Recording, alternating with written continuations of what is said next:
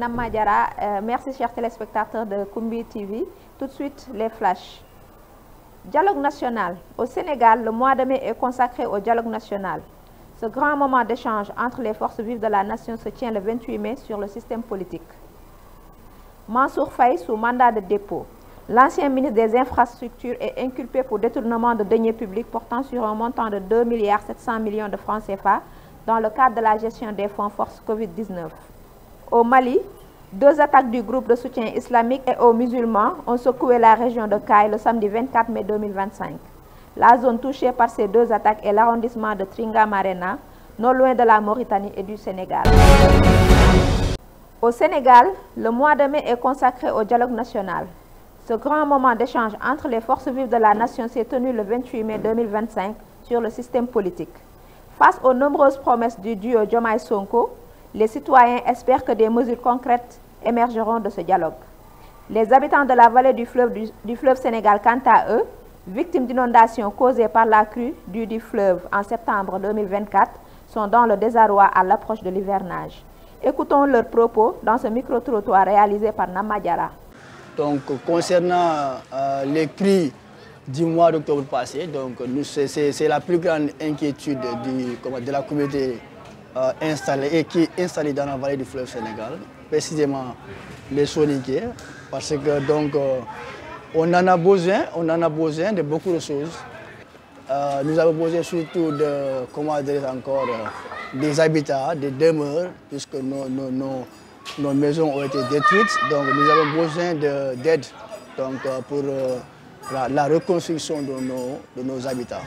Bon, c'était juste pour intervenir notre gouvernement, son Excellence M. Bassirou Diomaye Diakhar Faye.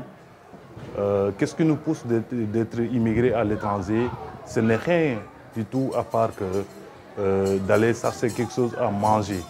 Mais dès qu'on aura tout ça ici dans notre pays, c'est ça qu'il nous faut de bien, vraiment.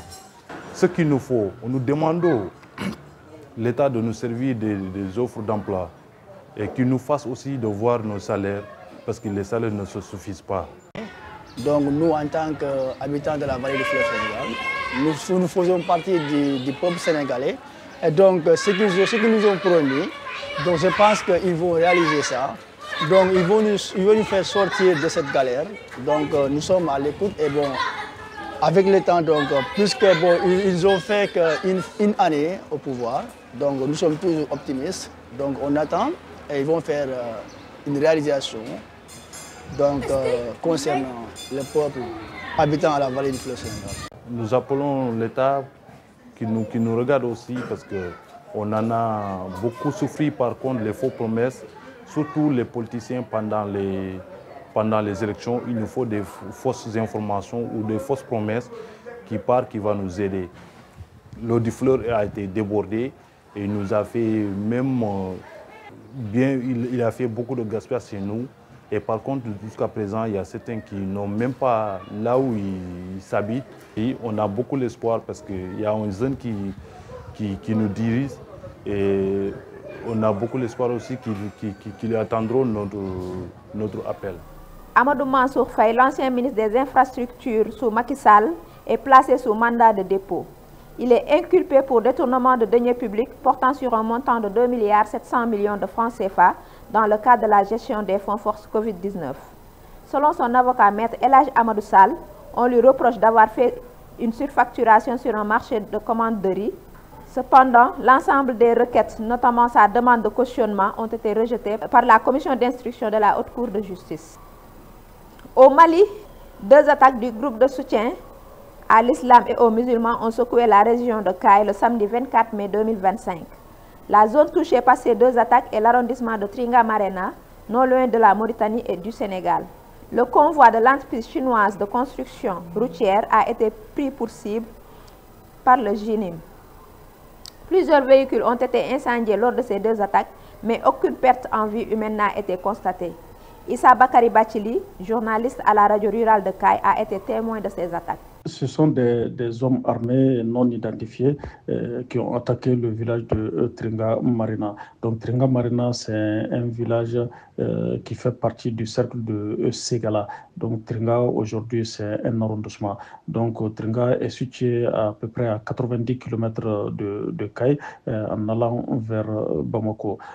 Comme il y a une entreprise chinoise maintenant qui fait la route Kay-Sandaré, qu'on appelle Covec. Donc cette entreprise, à la tombée de la nuit, ils amènent tout le matériel vers le village de Tringa Marina. Donc quand ces gens-là sont arrivés, donc ils ont demandé à tous ceux qui étaient là-bas aux côtés des gens, ils les ont mis ensemble et leur a demandé de quitter le lieu. Donc c'est en ce moment exactement qu'ils ont mis le feu aux différentes machines qui étaient garées. Il y avait des machines, des pelleteuses, des bennes. Donc selon certains témoignages, ils ont mis le feu à plus d'une quarantaine de camions de l'entreprise Covec. Il n'y a pas eu de mort, il n'y a pas eu de blessés, donc, mais le dégât matériel est vraiment énorme. Merci chers téléspectateurs de Koumbi TV, c'était tout pour aujourd'hui et nous vous donnons rendez-vous la semaine prochaine.